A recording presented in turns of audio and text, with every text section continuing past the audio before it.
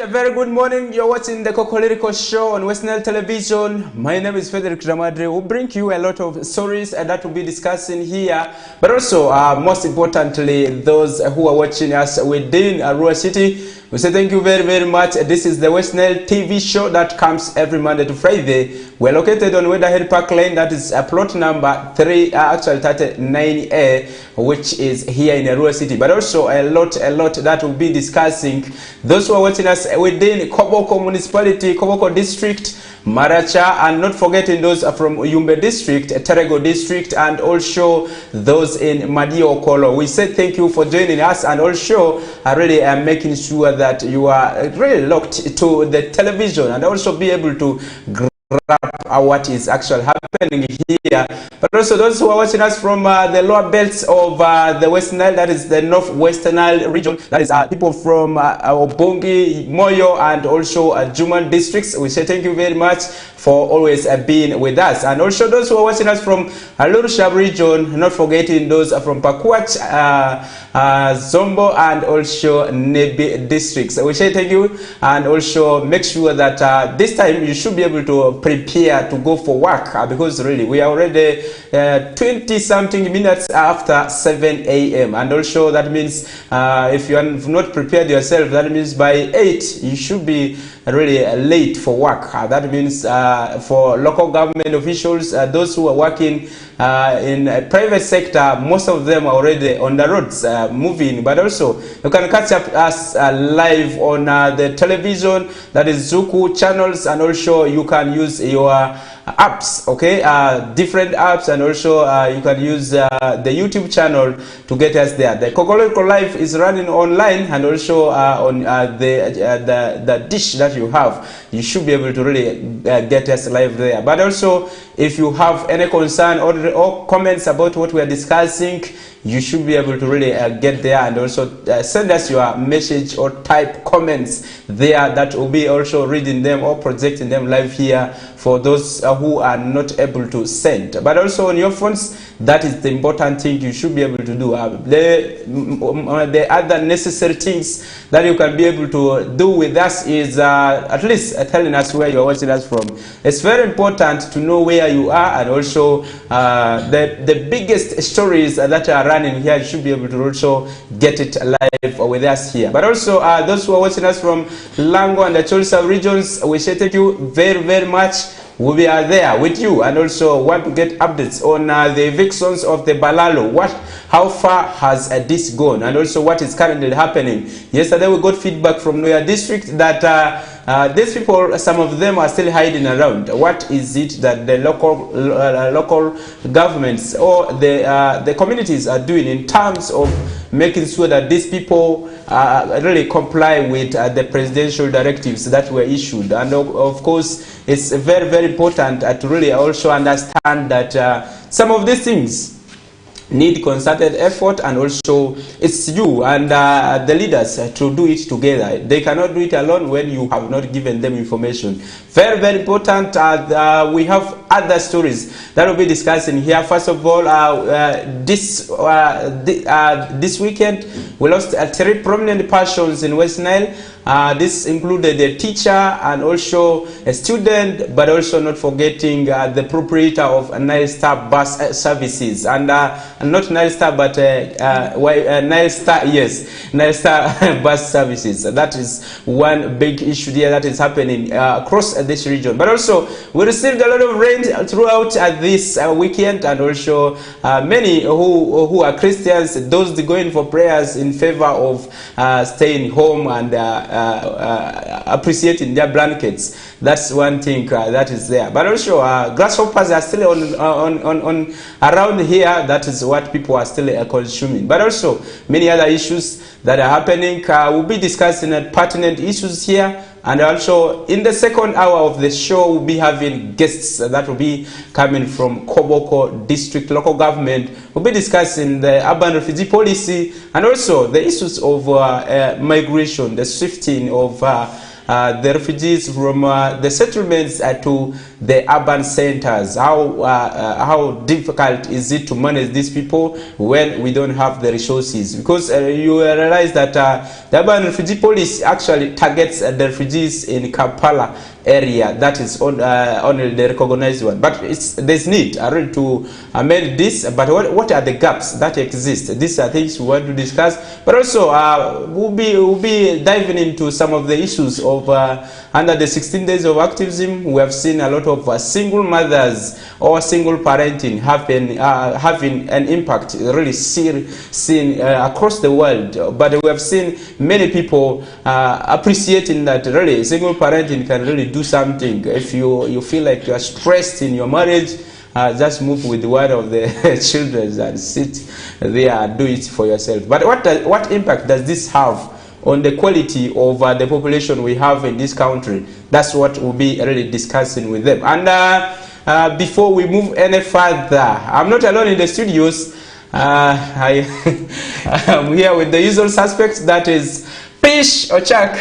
Okay, Jalsuga, you're most welcome to this. Thank you, Federick. It's Yes. a fresh Monday, lovely week it is. But we are going into the middle of the month. That is the last month of the year. We are talking about December.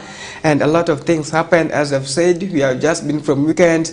There were positives and negatives right from the local up to international. You are highlighted about the issues of grasshoppers. They are there. People, at least some have felt the test for the first time, though it is going off. People were excited, super excited, and so others. Rain is still on the increase, and people are asking themselves, where are we heading to? And when talking about rainfall, also talk about the status of the road within the region. The roads are getting worse and worse, plus so many other more. Domestic violence is still on the increase. That is all the these biggest are much device more, now, yeah, because it is becoming like a new song. We are singing everywhere you go. At least you find there is a fighting within a family, either physical fighting or spiritual fighting. People are just there by themselves. So these are some of the few things we shall be highlighting them, plus other things which are happening in the country. By the way, okay, please, before you bring the by the way part, okay. there has been this campaign of trying to prevent malaria, where you see mosquito net distribution all over across these local governments, not only in northern Uganda but also across the country. We have seen a lot of issues of shortages all over and so on. Maybe have you received your mosquito net? Let's start it from there before we go to other people, because for me I did not receive, and that's why you show in my status there's a challenge. Why is it that we are not receiving mosquito nets? Thank you, Federick. Talking about mosquito nets, even I have not been registered. Sure. I don't know why I've not registered. I just hear it on the corridors, or in the corridors, that there is registration for mosquito nets, and I think right now it is late, because people have started receiving their mosquito nets, and maybe we wait for the emergency. Definitely, I believe there are some backups of mosquito nets that are still hiding, because they don't bring fixed numbers of the net.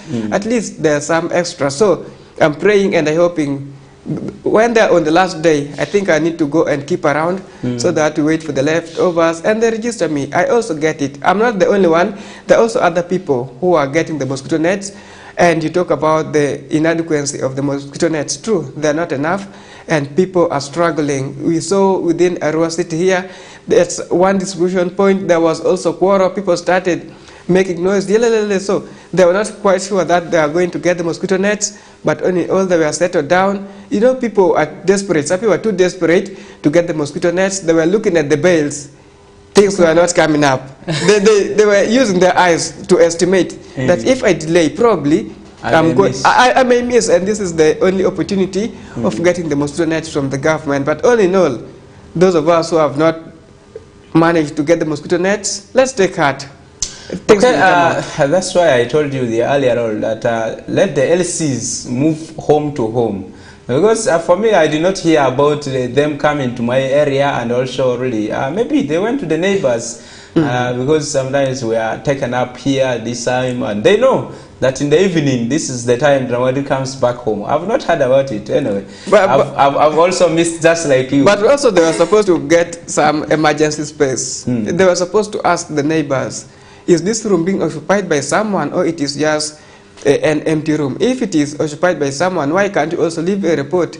You tell the person, or you tell the neighbors, if this person comes, tell him to come to my office. We do some talk, so that he can also benefit. But I don't know why you, Federick, you have missed. because how can the whole of Dramadri, a prominent person, but anyway, so that you have the capability of maybe getting net from other parts? But it's possible, but that's when the allowance is there. When they have excess, they may be able to really go and give to those who have missed. That is only when you are known in the village. By the way, it's also important to be known. But, yes. but also some of you came and did not visit the LC1's office, so this is the time they will now be getting rid of you. So we will not hardly move so much into that. A lot of issues are happening. We have seen the Botswana and also Namibia rejecting foodstuff from South Africa under their organization, that is the Organization for Southern Africa. You realize that the 5 member states, that is Lesotho, Namibia, South Africa, and Botswana, many of them have been really in unity and saying that once you have grown food crops and also you have other veggies that you want to export to other countries, this should be really verified scientifically, because some people use a lot of chemicals to really do this kind of business, and they don't want to really affect the other people. And this was after really Botswana and Namibia realized that the greens that have been exported to their countries have not been those ones that have been verified, and there were concerns about the chemicals that are used to grow greens and so on in South Africa that have impact on the human health, and that's why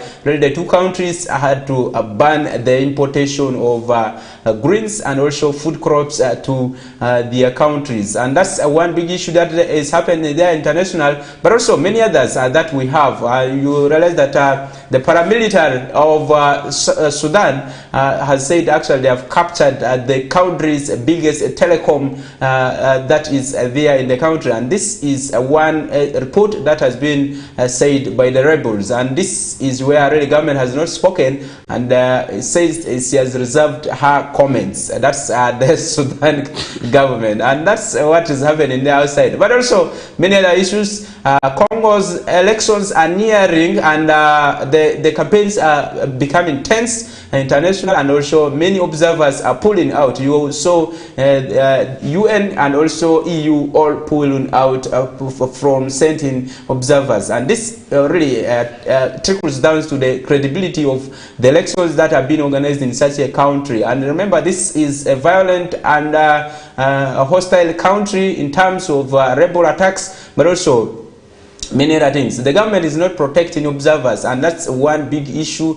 that is actually happening there. The Electoral Commission doesn't have the sole mandate of actually protecting the observers, the international observers that are coming, just because of the unrest that are being registered in Democratic Republic of Congo, and many other stories that are outside. But also still here in Uganda, there's already a talk about the bill, that is the Alcohol Control Act, or actually bill that is under scrutiny, and most of the ministers are complaining that the civil society is not taking much attention in pushing for the bill to be approved, and that is one issue there that is actually moving around. But also mental illness is on the rise in Uganda, but also many people have really not appreciated the issues of self-medical checkup, and that's another big story there. The issues of roads not being in good state is another widespread story that is coming up from all the regions,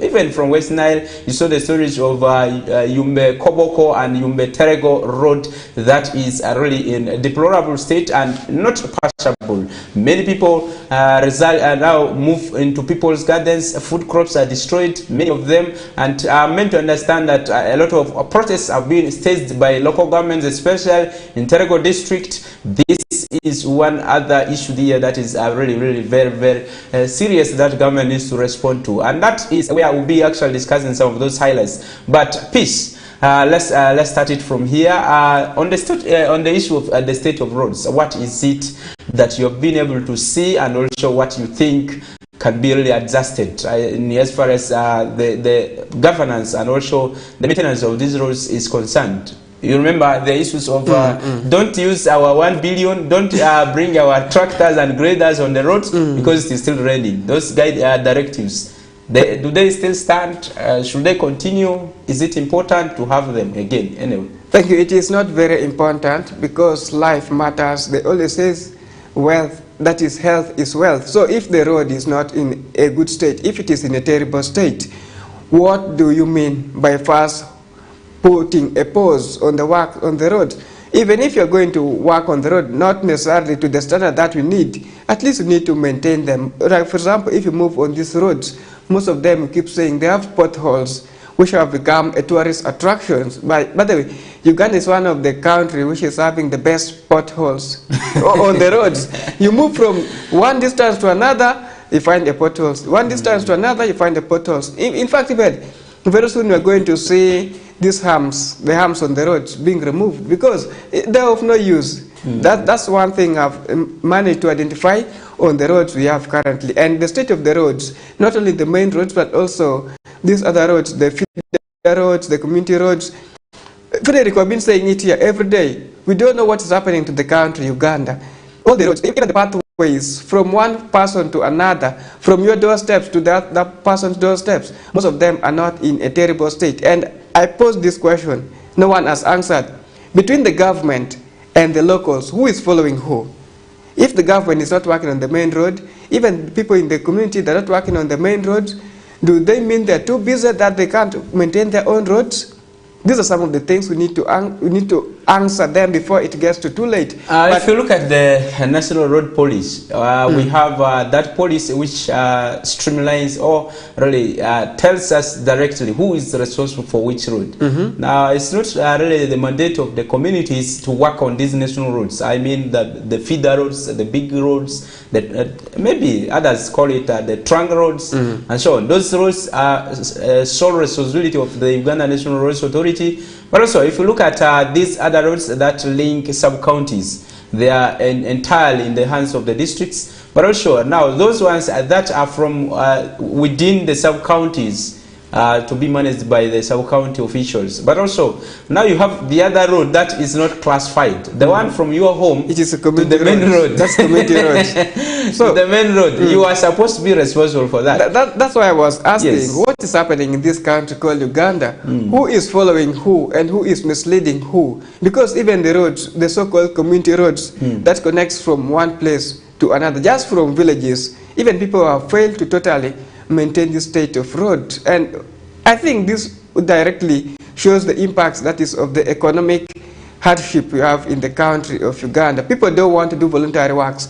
Some of these village roads, whereby they connect from one place to another, mostly it is done by the community. We used to see those days, it is the community to mobilize, it is the LCs to mobilize their locals to come and work and maintain some of these roads like this and this. Maybe all these things are coming as a result of divisionism within the community themselves. They are split up, and these things are causing much negative impacts on the community. It is not necessarily for one person. Those are public goods. They are used by people. So one thing, according to me, which is making some of these roads, mostly the local roads, not to be of the good standard that we need, that we are supposed to be maintained by the community, it is the lack of cooperation. Federick, if you are to mobilize people within a community, like maybe you say today or tomorrow, we are going to maintain these roads, you find one or two people going to maintain these roads, or to maintain the pathways, not necessarily the roads, because some of those, they are not wide roads, they're just pathways that connect from one community to another. And it is because people don't want to cooperate. And also, it gets back to how are they engaged? Are the leaders doing their role to actively maybe involve and engage the community? What are the parameters they're trying to use to punish those people? Do they have any punishment for the people who are not responding to their call? Automatically, I'll say no. There's a lot of people who have relaxed. People are no longer concentrating on these roads. They're only doing their own thing. So I will call upon the leaders, if possible, the LCs, if the roads within your places are not being maintained, you have to come up with the policy of punishing them, people who are not cooperating with you, and this and that. But also the government, let them work on the roads, because you have stated it clearly. There are mandates, people have the authorities, people have the boundaries, you shouldn't cross. Trust me, if maybe the roads, the main roads in your district is badly off, and you have started a work on the roads, they have the right to come and imprison you, they have the right to come and arrest you. Now, the government, since they have the mandate, why are they not following the mandate? They are the ones who have come up with these policies that these roads are supposed to be maintained by the government, these roads are supposed to be maintained by the other side. I remember in my district, there were some youths who mobilized themselves to start working on the road. And you know what they said? You people, are you trying to overthrow the government? You're trying to say that they can charge you of treason. You're trying, because you're trespassing. That is very funny. Yeah, you're trying to cross boundary, which is not yours, but it is in your own land, or on your own land, and you're trying to save the lives of your community, but someone is saying you don't have the right to work on this road. So these are some of the things. If the government feels maybe that the community are not supposed to work on the road, why can't they also go and work on the road? Or if possible, can they permit the people that in case you feel like working on this road, can you come and get permission from the office and you do some of these roads? But trust me, those village people or the rural people, they are not after a permanent road. They just work on the emergencies, because they're the ones who are feeling the pinch of the poor roads. If the road is poor, your children are supposed to go to school, and they're the ones suffering. Imagine those places, the roads are very bad, it is muddy, a child has to move from home to school. By the time the child is reaching school, automatically the child has been painted with the mud. So these are some of the things which are affecting the community, and also access to some of the services. We're talking about health. The road is poor, you need emergencies, you're the very people in the community. How do you look at your roads being very bad? It is like the same like house. You are refusing to maintain your house, but it is of your own. So these are some of the things. If possible, let the government find ways of maybe helping the people. Thank you, Federick. Okay, in terms of referrals, it's very, very important for people to really move, okay? Even if these farmers, even if they are what and so on, the products that people have, all the products are all the crops they grow, once they mature and so on, they harvest them, they need to come to the value addition facility that is already constructed. And for them to come, they need roads. For them to also go to look for market for their goods, they need roads. So this is very important.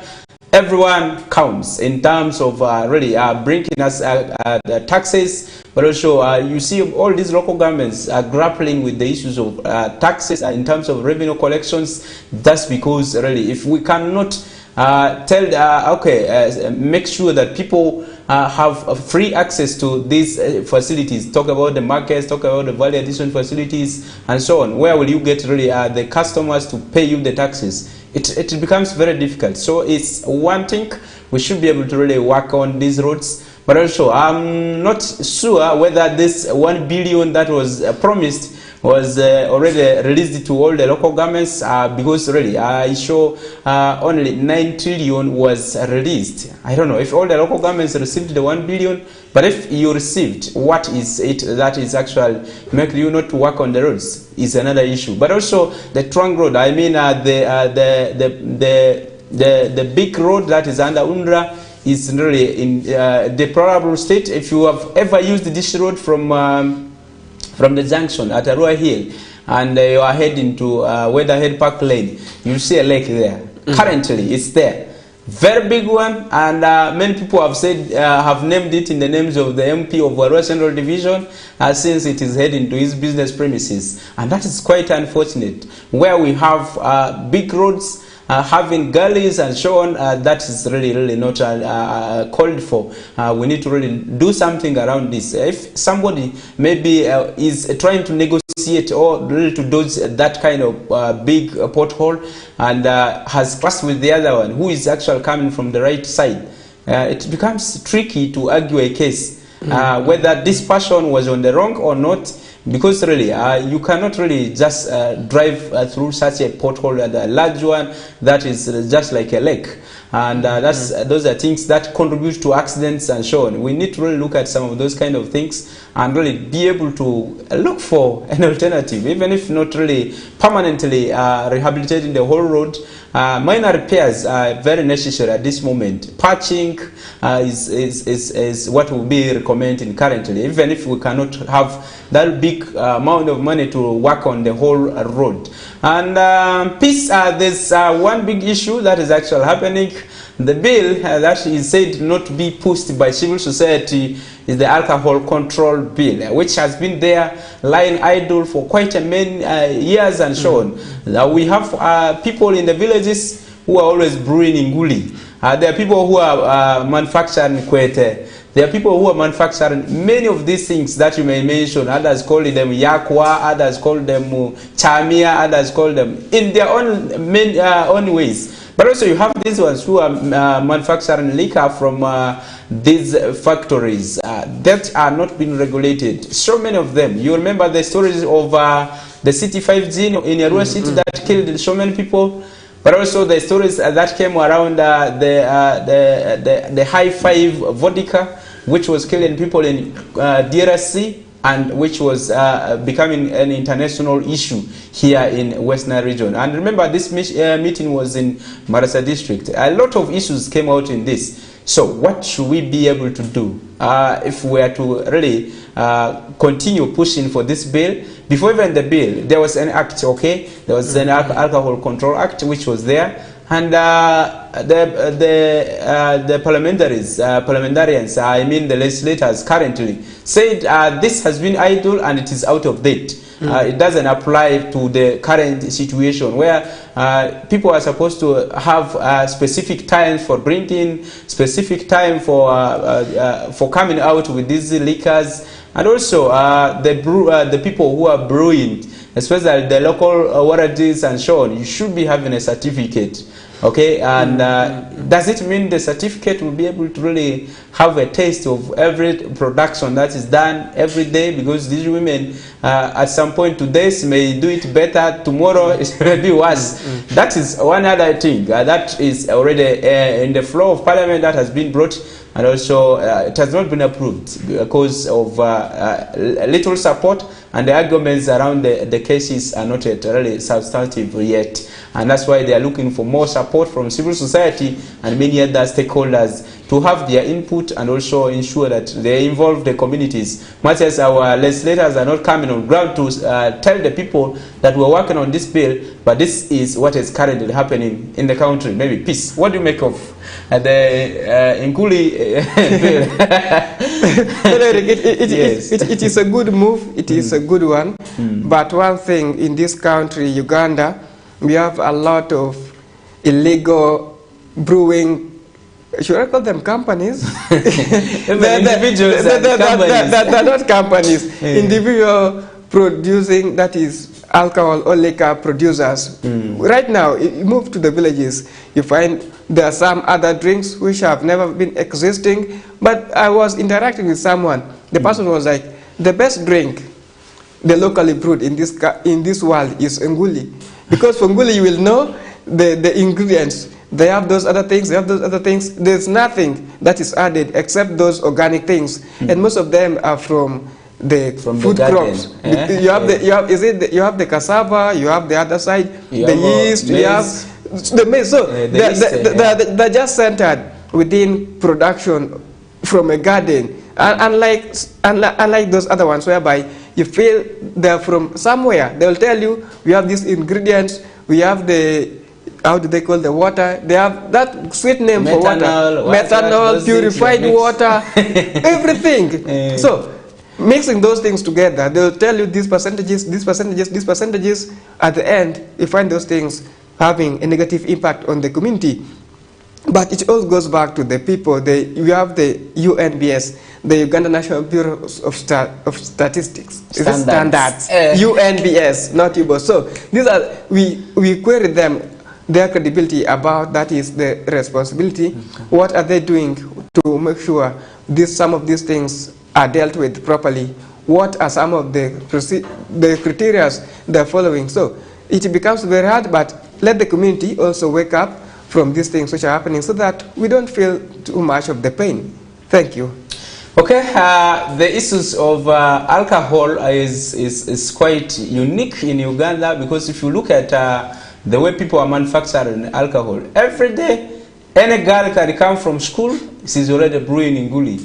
Any person who is not trained, and I don't know what standards will be put. But Federick, for nguli it is okay. For nguli we all know the quantity of the ingredients to be put together. They used to make jokes that you will know that it is Anna who has really produced the nguli, and in case there's someone who is not feeling well, will run to her home. Yeah, for nguli it is very usual, it is very common, and it is understandable. You'll get to know it is this person who have made the nguli, who have made the product. So in case of anything, you run to the person and you ask him or her, what are the ingredients that you use to produce the nguli? Did you add anything else? No.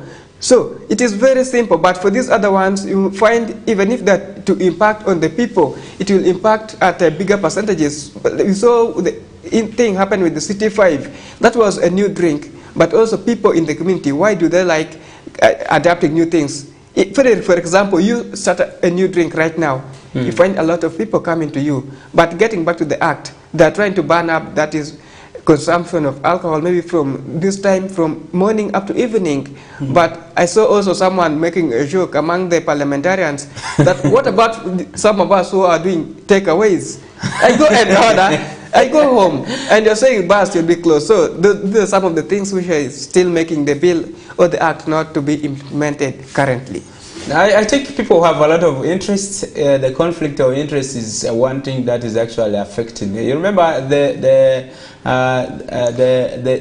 issues, the report that was released by the World Justice Forum. The index was actually indicating that Uganda performed poorly in terms of the issues of democracy, and also the application of the laws, the enforcement and different things. And this was because we have interest in everything. We have ranked in Uganda at 142 out of 160 something countries, was another issue that is actually feeling not really good for us as a country. So if we're still thinking about how about takeaways, how about you see, those are things that I say are described as a conflict of interest. You want other people to be stopped from the business, but you feel like for you as it should not be stopped. But you see that they're not stopping it. This is the problem. This is the problem we have. One of the issues, the issues that came up in the Nguli Act, which was making it so easier to pass that to become an act or a law, was the issues to do with the absenteeism and also the behavior the civil servants were actually exhibiting at the duty stations, the public servants generally. You see a primary teacher goes to drink from a bar from around 8, okay? From around 8 he's drinking. But when he enters the class, he's shoo-shooing on his body and so on, those kind of things. You saw the scenarios when we were in primary, the scouts will come there and they grab the teacher and beat him thoroughly. You see those kind of things. True. And that's why the law was really so successful in that way. But now, why the issues of time, people should start operating bars from around 5, and bars should be closed by 8 is coming because of these kind of issues. But now, if you are making jokes that yours will be takeaway, should be in the morning, now where are you taking it to? Who is going to consume it? That is the thing. And how shall we know that you have been able to consume it at the right time? Because the impact will eventually be seen. Once you take alcohol, it will really show its signs on you. And that's why many people fail to perform at their duty stations the way we would expect. And that's one way really government is trying to control that kind of thing. You have seen drivers drinking at any time, just like you said, take away. Because for them, they will buy and they will start driving. They will continue drinking when they are on the road.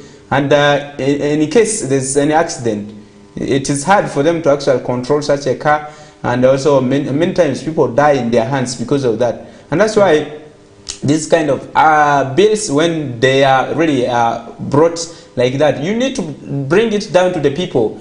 Talk to the people, not really all the time pushing the non-governmental organizations. I talk about the civil society organizations to always seek government to force it to approve laws. You come to the people and tell them we're working on this law. Do you think this area is okay? Can we adjust from here? Where do you think your input could be? Not really sitting in the office and run to the parliament and say, my people have accepted that this law goes on. You see that? Those are things that become very difficult. And now if you come to the implementation of the, or the application of the laws, it becomes now difficult for people to accept to be ruled by such laws. Much as we have a say that ignorance of the law has no defense, because really they assume that consultations were done. But most times in Uganda, laws are approved erroneously, because the consultation is supposed to be done from the grassroots people are the community members or the electors who voted you in the offices. And that's where really I have issues with the 11th parliament. Most of these laws that have been approved currently, they have not been consulting people on this kind of laws. But every yes, time, I don't know if you are a member of parliament, came to your constituents. But every time they are being sent to come back to the community to consult people. And some people, as I've said, they have their own views. They may come down to the people locally or in the community. The people will tell them, please, we are not accepting that. We are not contented. We are not contented. But the person will run direct to the floor of parliament and say, my people said yes. So that's one of the things which is causing people not. But also the consultations, most of them are centered around the agents. But people come to their agents and say, now I'm trying to go and say something about this bill. Do you think it is okay? That's the kind of consultation I always see. Maybe last thing about that one, Federick, people are always complaining that most of the bills or the acts being implemented, it is centered towards the urban centers. People will just go and pick statistics from the urban centers, like how is this thing affecting them? Urban, but leaving the people down in the villages. So these are some of the things which are mostly affecting them. As I've said, even in the village, the agent will just come and pick 2 samples of people. Then things goes on like that, which is something very bad. Okay, I'll be relieving peace. Are you here to go and prepare for the news in Alulu? And that is the Lemangia news that comes at midday. And we'll be having in guests certainly.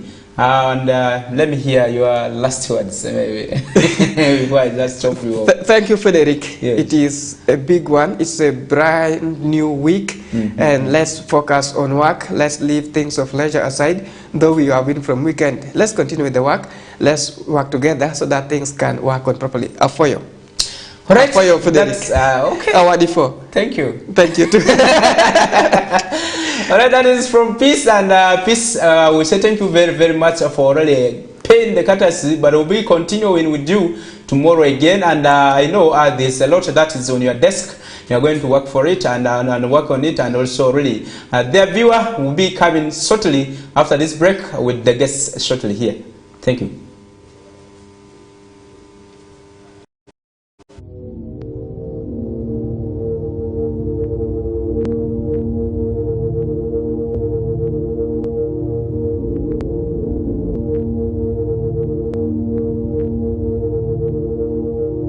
West Nile TV, lighting up the region.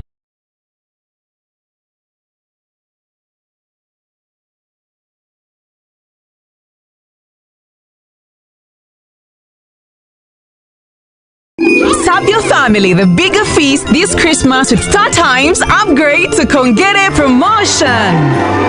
Nova customers on satellite decoder simply pay 20,000 shillings special bouquet monthly subscription to enjoy smart bouquet for free. Enjoy variety of entertainment including Hello Mr. Right on Makula Chika, Kazanya Kukazanyo on Makula, animations and cartoons on Boeing, series on TLC and Star Life. So make this the unforgettable holiday. More content, happier family.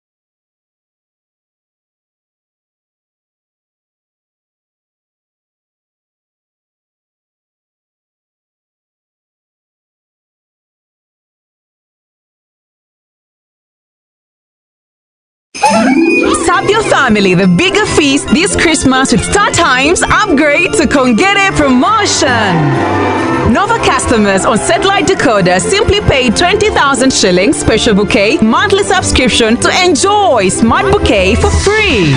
Enjoy variety of entertainment including Hello Mr. Right on Makula Chika, Kazanya Kukazanyo on Makula, animations and cartoons on Boeing, series on TLC and Star Life. So make this the unforgettable holiday. More content, happier family.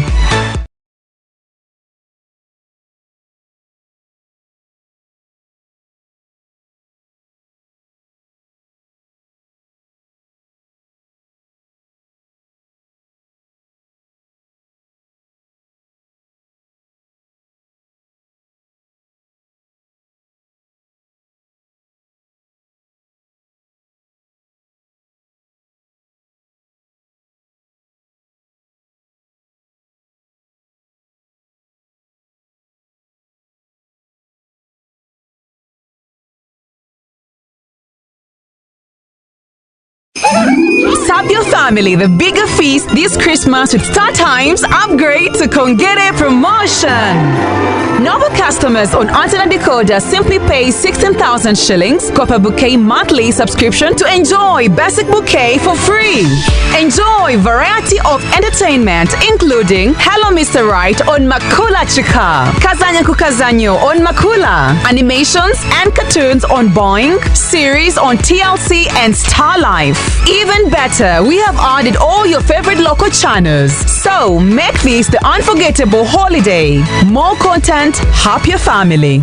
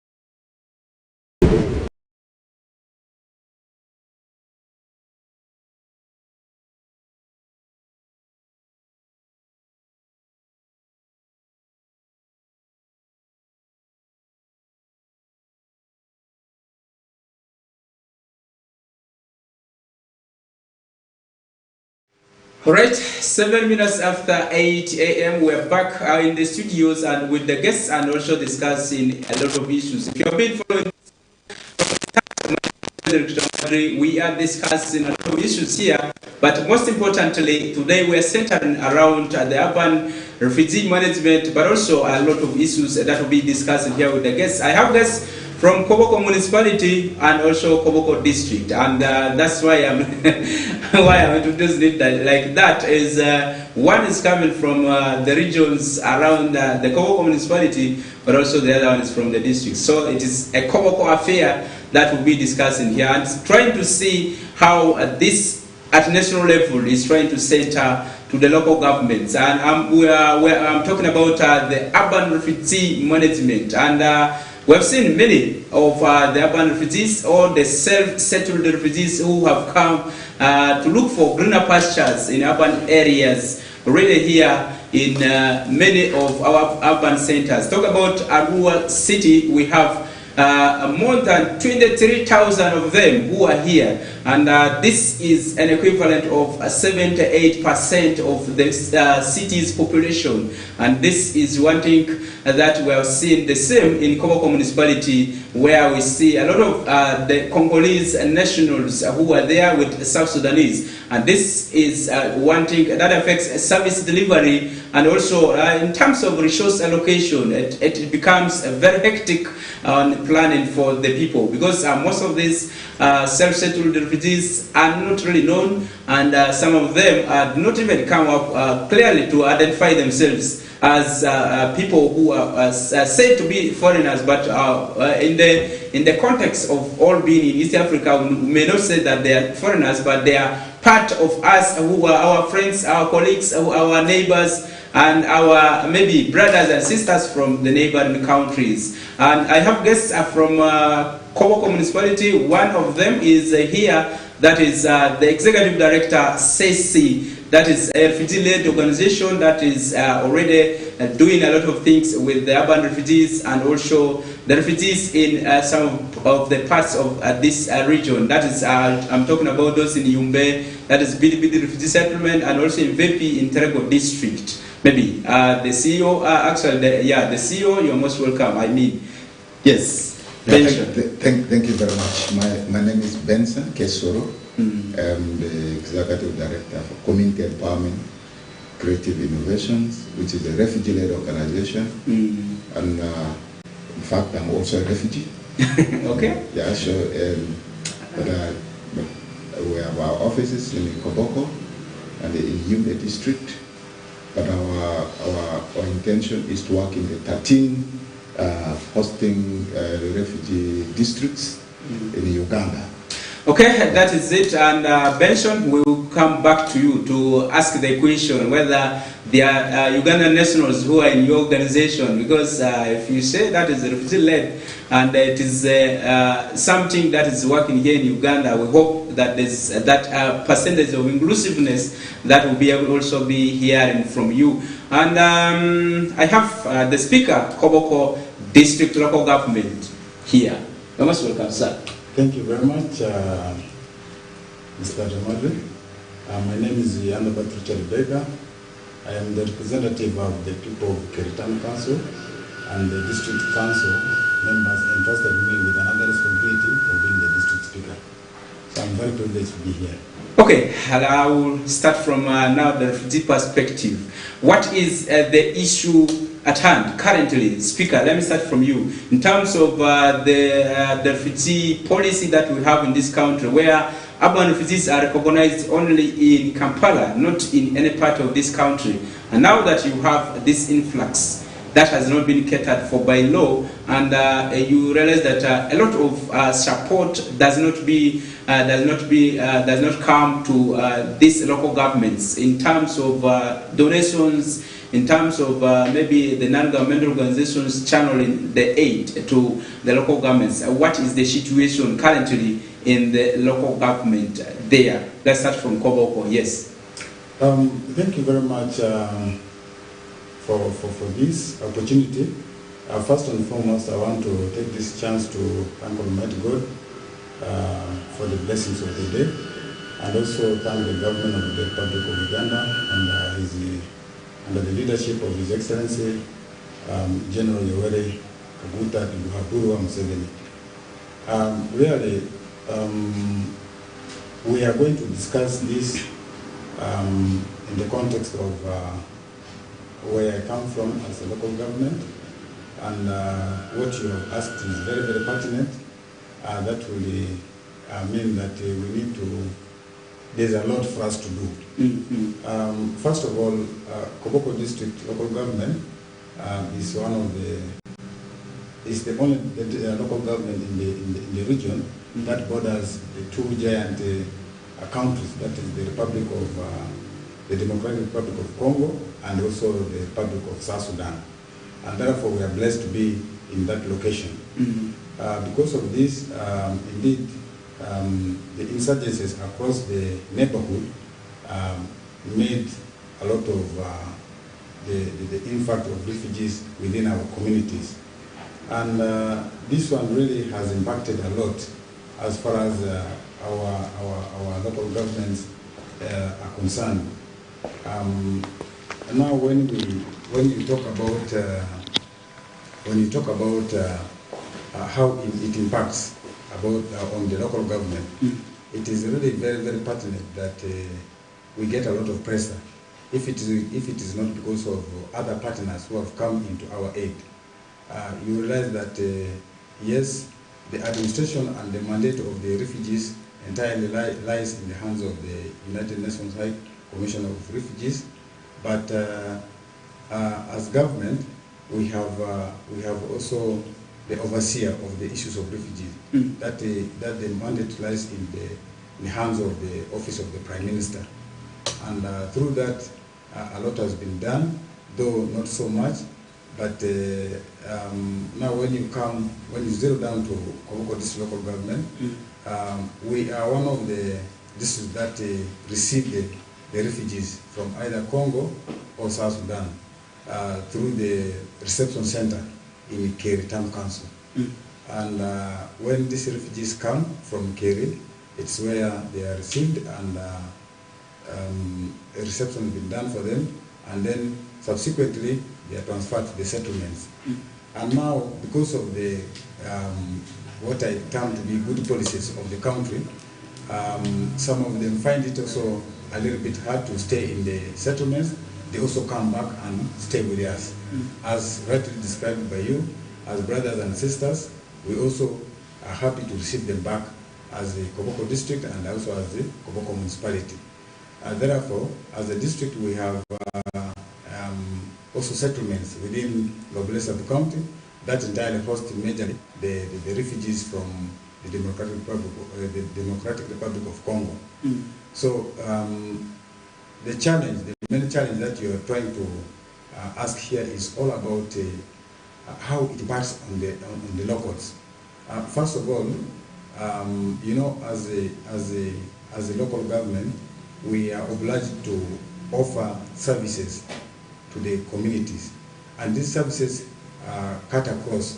For example, when we talk about the social services, especially, you talk about schools, you talk about hospitals, you talk about markets, you talk about other services, you will realize that there is so much pressure because of the numbers that are not being planned for. You know, the country last carried its census in the year 2014, if I'm not mistaken, but down the road, there's no more data which was provided. Therefore, whatever comes, whatever local government receives is within the planned records that are already in the database. Therefore, our brothers and sisters who come from South Sudan and Congo have now added into this. Now it really brings a lot of pressure, especially on the education sector. You realize that even classrooms are not enough. Even on the health, you realize that the drugs that the government supplies to the local government gets done within either 1 week or even not reaching sometimes a month. So those are the challenges that we are talking about. Okay, we'll move back to you again later on, and let me come to the CBO, or the non-governmental organization that is there to really link government with the persons of concern. I mean the refugees and also many other people, the immigrants, asylum seekers that you may describe in your own ways, based on the way they arrive at the areas where they are already settled. And let me have to Ceci, what is the situation currently that you are managing as a civil society organization, but also where are the gaps that we always see that needed to be addressed, even from international level? Yes. Yeah, thank you very much. I want to thank Western TV for hosting us, and thank also the government of Uganda for the space provided. And this is granted by the 2006 refugee policy that allows refugees to operate freely. And they realize that Uganda is the only country that is given asylum seekers persons of conscience, if I can say, so the freedom to live in settlements. But when you go to other countries, their policy normally speaks about camp. You know, you're supposed to be in a camp, not in a settlement. A settlement means that you can live wherever you feel. And that's why the issue of urban refugees, issue of asylum seekers that can be able to live wherever they wish. And though it is not so much clear, the policy did not mention so much about integration, but the settlement aspect of it is something that makes us really feel happy, even as we come from wherever. Yeah. So I've been a refugee in Uganda right from 1993. Yeah. So and I feel that it is very important that we also bring in our expertise to respond to challenges like Honorable has already put it. There are challenges, yes, that comes there. But for us as a community empowerment for creative innovation, our intention is to respond to issues of conflict, yeah, respond to issues of livelihood, respond to issues of environment, and respond to issues of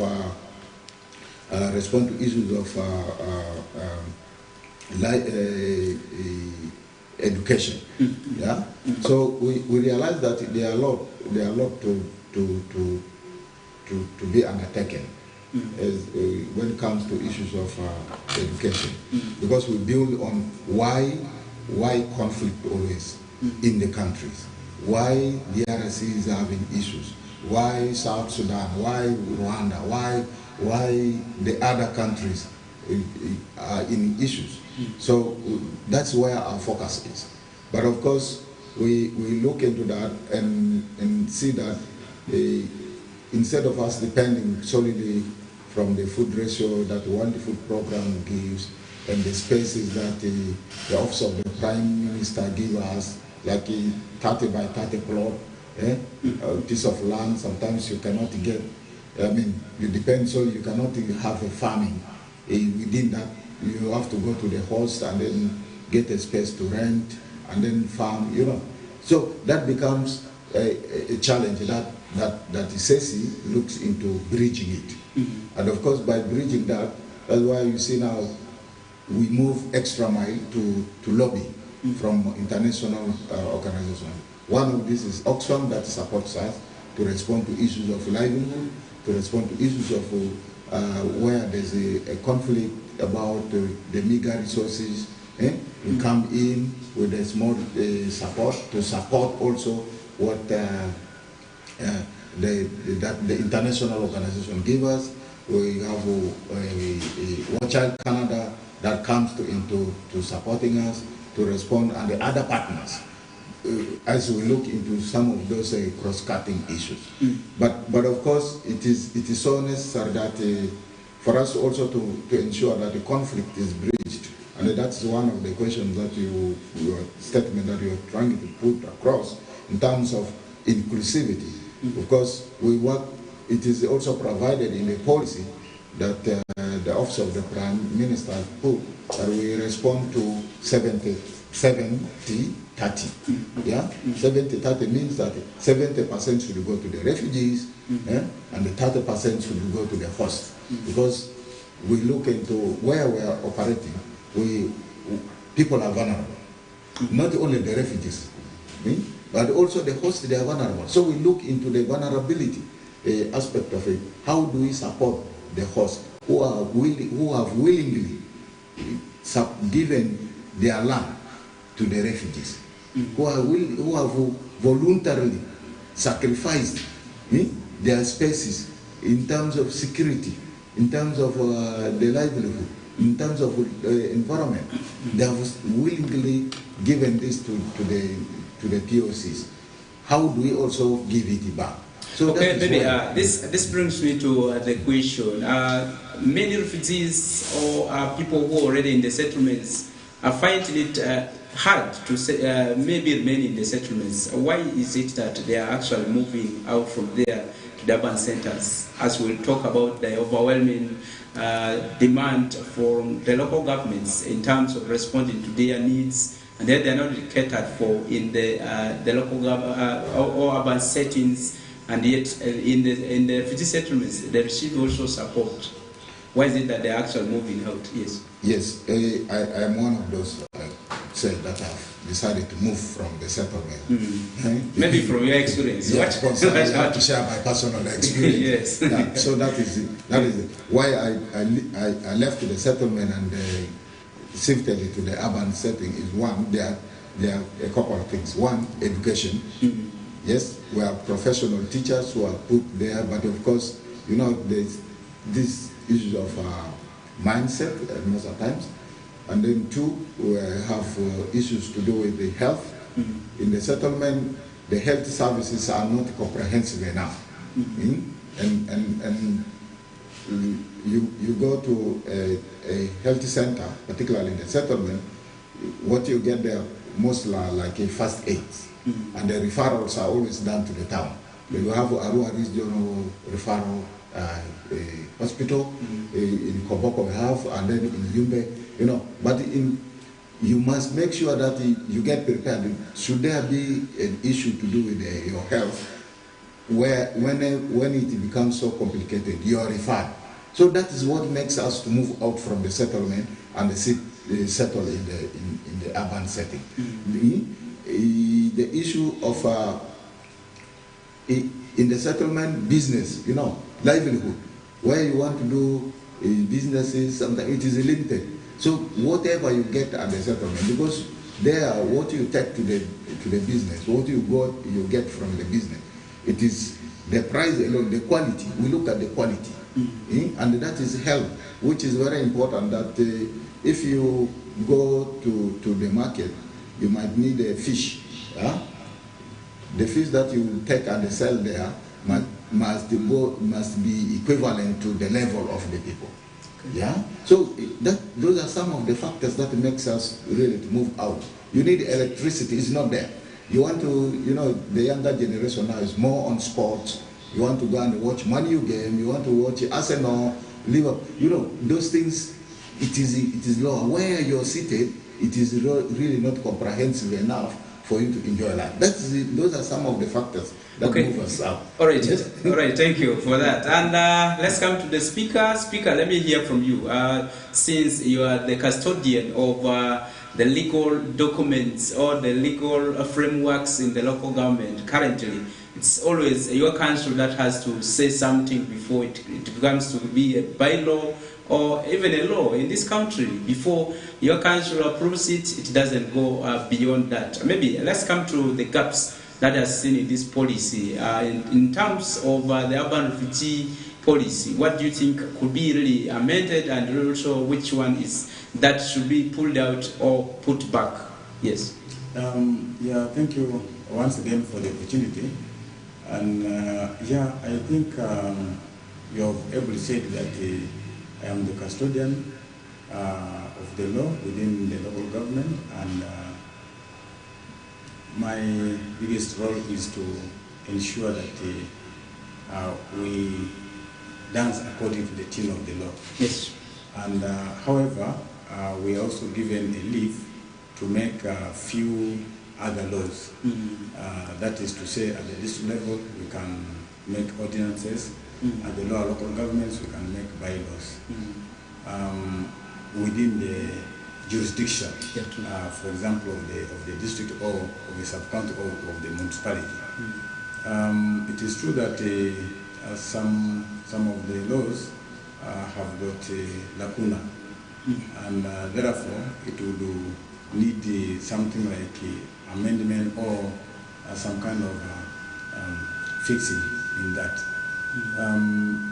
The urban policy is a very good one because, first of all, just like the way my brother Benson has explained, you know, there are so many factors that will force one to leave the settlement and come to the urban center. And therefore, we cannot restrict this kind of movement. Because, first of all, I am happy even for the policy that somebody is coming, leaving his own place because of fear of his or her own life, and now coming to seek for refuge in another country. And now when you give that person too much of a restriction, really it will not augur well, according to me. So the policy is a good one, but however, the issue, the biggest challenge is that, this is handled like emergency. It now comes, the pressure comes onto the local government because it now looks like an emergency. You are handling emergency, something that you have not planned for. Now, how do you go about with it? That's why it requires, to me, it requires a lot of lobbying and advocacy from other development partners. And that's why I am happy for organizations like SESI and many others who have come to the aid of this. But at our level, this one I would say we need to engage. We need to engage our stakeholders like the parliamentarians to look into this, so that they can come and understand, have data, and maybe they go and realign the policy at that level. Okay, maybe what would you suggest? Maybe they should be able to raise in as far as helping the local government, especially in the urban settlements, urban centers, to help them to actually bridge the gap of at least having a designated place, or maybe recognizing these persons so that they are able to get also aid or support from some of these partners through the office of the Prime Minister. What are those things that you think could be fixed through the MPs? Yeah, first of all, I want to say that we should get interested into having data about these people. Because when you want to go and talk about something or raise an issue, you must be well informed. You must be in the know that really there's ABCD happening within my jurisdiction. Therefore, recently there was a data collected by VNG about the urban refugees, especially within West Nile sub-region, including Koboko, this local government.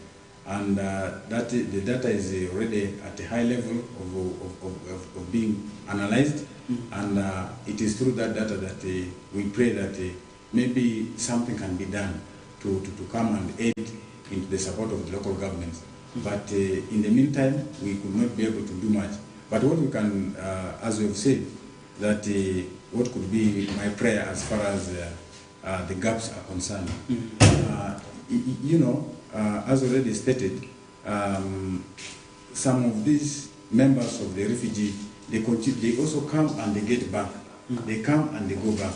It is also a little bit difficult to make a control over their movements. But for those who are settled within the municipality, within the district, my prayer is that let us get to know how many are they in terms of their numbers and their location and their demand also. You see, the reason as to why somebody might have left the settlement to come to the urban center could be just like the way Benson has said, could be education, could be health, could be a market, because somebody is displaced in an urban center like Juba, like Yei, or maybe like in those urban centers in the neighborhood, in Bokolo, somewhere, you are used to the urbanization, and now here you are put in a settlement in a rural area. So I think life becomes a little bit challenging. So therefore it will force you to come back. But now we need to have that of these people so that we can give a comprehensive report to the central government. Okay, yeah, we will move back to you again on that point. But let's take a break from here. We'll be coming back shortly. Variety of entertainment, including Hello Mr. Right on Makula Chika, Kazanya Kukazanyo on Makula, animations and cartoons on Boing, series on TLC and Star Life. Even better, we have added all your favorite local channels. So make this the unforgettable holiday. More content, happier family.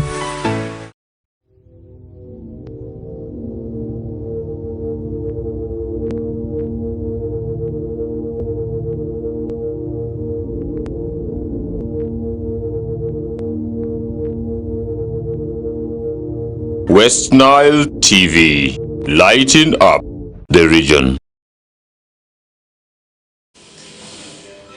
Right, welcome back from that commercial break. Earlier we were really discussing the issues of the urban self-settled refugees, and also what policy gaps do exist and what needed to be done. This is really what we're discussing here. This is the Kokoliriko show that comes every Monday to Friday. We'll be moving up to the hour of 10 minutes to 9, and there we'll be having the news in Lugorati that will be brought to you by Feta Emmanuel shortly after that. I have guests from Koboko district and municipality that we are discussing together with them the issues to do with refugee policy, and also we'll be really moving very fast with this in just 10 minutes and wind up with that, and also tap something little about the single parenting impacts on the population. But let me come back to now the refugee leader, who is also the lead in as far as lobbying for the plights of the refugees is concerned, especially in Western region.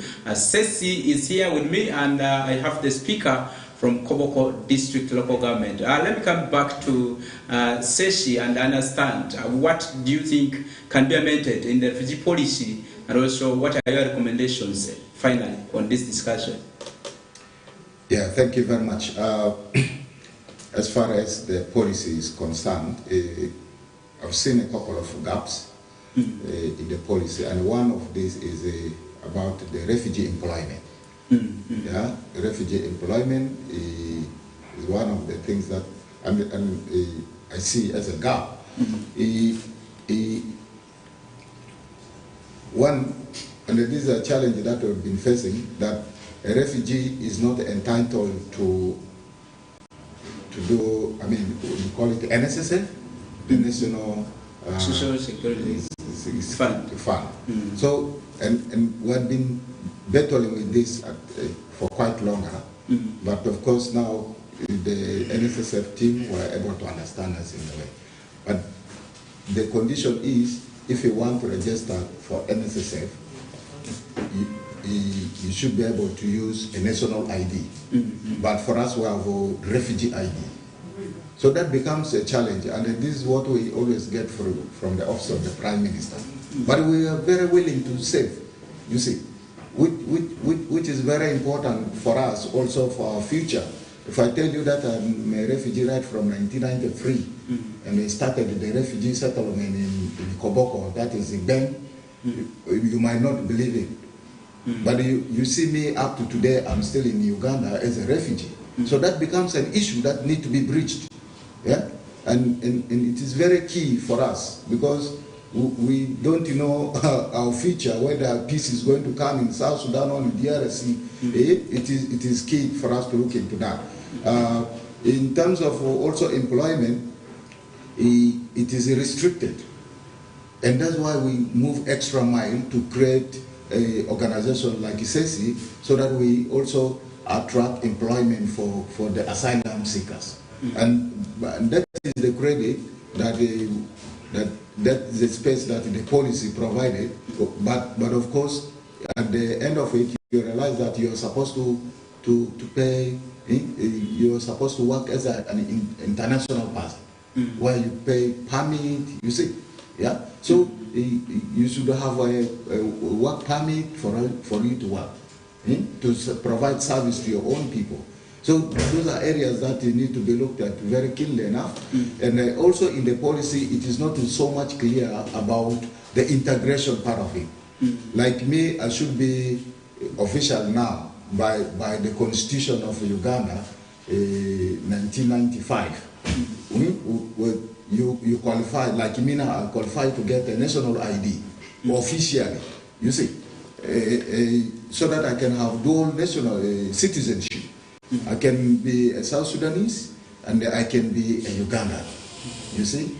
In other countries like US, where I moved to, in Europe, you qualify to become a national or a citizen in 1 year or 2 years. Yeah? In Uganda, it is the 8 years. So for me, I officially qualify to that. But the policy is not so much clear. for me to become that. So those are things that we need to be able to look at. You see? Okay. So as far as policy is concerned, that is it. Okay. But of course, we get into the 70-30.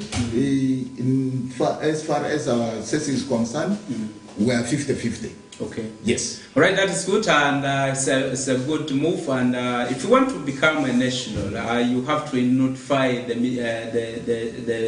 Minister of the Ministry of Internal Affairs, and also you get a national ID. Once they verify that this one is a genuine person, you have not been hiding as a rebel and so on, that's when they will clear you. And they will not give you a national ID when you are here at local level, or even if you go to the speaker, they will not give you. Until now, not until you have to notify. The challenge is this. What I see now, POCs, because of service provision, you go to the bank, you need to open a bank account. Yeah. You are asked about the national ID. Yes. Most of the time you want to go and get a SIM card, you have to register with the national ID. Those are things that are a little bit making people to fluke. There are some of POCs now that have gone to even to get national IDs, you now forge. That becomes an issue. Yes, that becomes a crime. Yeah, that is a crime already. But it's okay. Okay. We'll look into that, and there are responsible persons, especially the Office of the Prime Minister, who can guide on how you should be able to really get bank accounts. I've seen so many refugees already impressed in that, but you need to dig deeper to understand how they are able to really get those bank accounts. And also, there are a number of platforms through which they are able to access a banking system. I don't think the banking system could be too much restrictive. And apart from maybe getting national IDs, you have to be cleared. You have to be really verified in terms of your behaviors.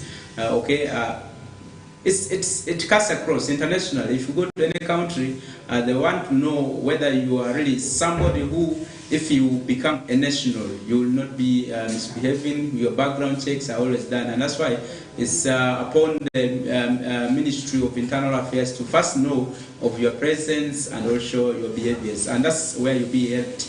And let's continue seeking for clarifications on issues, so that you'll be able to be helped. And let me come to Speaker. Speaker, what do you think can be really done? Can be done to improve on our relationship and also integration in terms of the refugee policy that we have in this country as we wind up? Yes. Yeah, it's very important for us to focus strategically. Especially, I am very happy for the leadership of the East African communities that are already driving towards a strategic direction of the regional integration. And this one will mean that in future we really become one, and these issues of the territorial integrity or the issues of borders that have been barring us from a lot of issues can really be a history now. Therefore, it's very important for us to bring the element of the issue of integration, especially. Let me tell you, like in Koboko, Koboko district itself, the predominant tribe are the Kakwa people. And when you go back to the elders, you will realize that the origin of the Kakwans are from South Sudan. These are the same brothers who migrated from South Sudan, and the other one settled in Congo, the other one settled in Uganda. So really, by virtue of our origin, we are one. It's only that the borders which were created by the British and the Europeans now put us aside. So the issue of integration is very important for us to look into, so that we really don't. I don't look at my brother here as a refugee. You know? Yeah, that is very, very important. So this is one thing that is very key in as far as the issue of integration is concerned. I'm really praying that it takes shape and we are done with it once and for all. Okay. Yeah. All right, as part of the integration that we're talking, whether it's not been formal, and we are seeing local governments already embracing this through the different activities they organize, in, talk about the cultural galas, talk about many other things that people are doing in common. And one of this is happening tomorrow. I don't know if it is true. Yeah, sure. Yeah. So what activities do you have tomorrow for the locals? The host communities and the refugees tomorrow, and how will this be done? Let's have that. Yes. Actually, already as we speak now, we are already, as local leaders within the Koboko municipality and within Koboko district, we're already invited for this beautiful cultural gala. And the lead, the COC, happens to be also Sesi. Okay. Yes, they are the ones in front of the organization, and we are very happy that when you look at the activity plan for the 2 days, it's very, very interesting. A lot of experience is going to be shared. There are so many, cultures that are going to share the experience, especially the Kakwa, Lubara, Dinka, Kuku, Acholi, it's going to be really very, very beautiful. I didn't want to preamble this because the organizer, he can highlight for us more about this, but I'm very excited as a local leader that this is coming to make integration. This is coming to build the issues of peace. We are coming to share a lot of experience within our heritage, and that's something very, very good to me. Okay. As a young leader within the district. Let me have your final words on this discussion of what we have had here, and also maybe if there are other issues you can be able to say. All right. Finally, I want to say that thank you so much, West Nile TV, for hosting us. This is a very important day, and we should continue to have such kind of interactions for future, prosperity. And I also want to thank Ceci for always taking the lead in making sure that such kind of they tap into the opportunities of such kind of platforms that makes us to be invited, and we come and share a little with our viewers, especially the people of West Nile. It's very important for us to be together, for us to operate as a family. So I'm very excited about this, and I'm looking forward for the next invitation. But it's okay. Thank you very much. And that is the Speaker of Koboko District Local Government is there, and also he does a lot of issues in terms of advocacy, in terms of commanding the council to do things in the right way. And the speakers are always the biggest passions respected in a council, but also the issues of common challenge, the issue of roads and so on. I hope yours are better.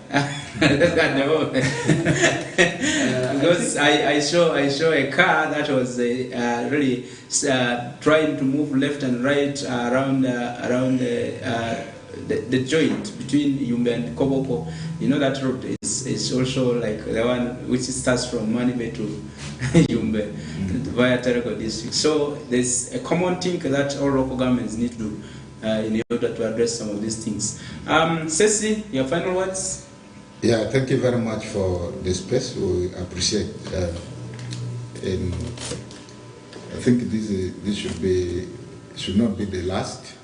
But before I get into that, I want to invite the West Nile TV to take part in the cultural gala. Okay. Which will start tomorrow and next tomorrow.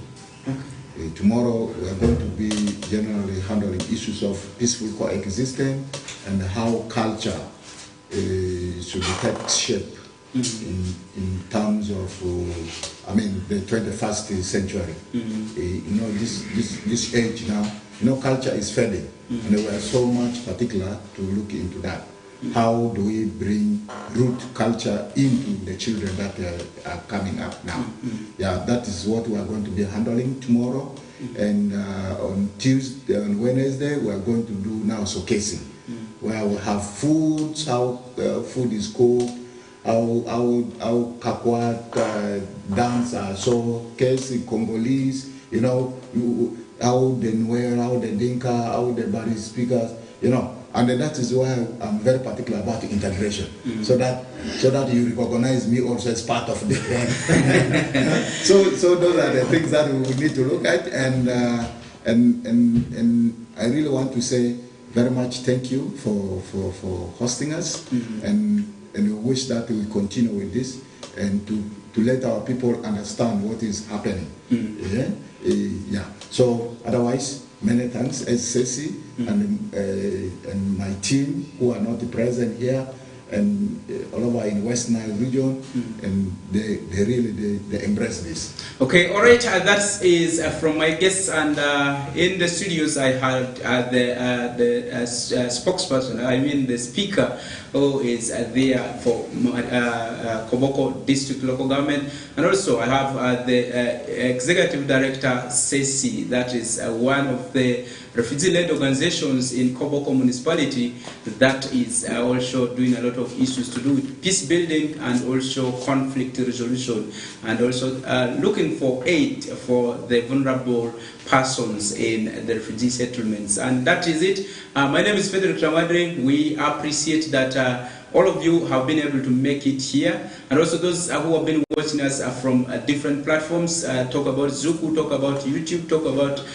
Facebook, and also many others that we have. We appreciate you very, very much, and I hope that you people will be moving very, very well. We appreciate that you have been able to make it. I know it's a long journey from Koboko to here, and we wish you the safe journey, and also next time when we call you, you should be able to make it. And that is it.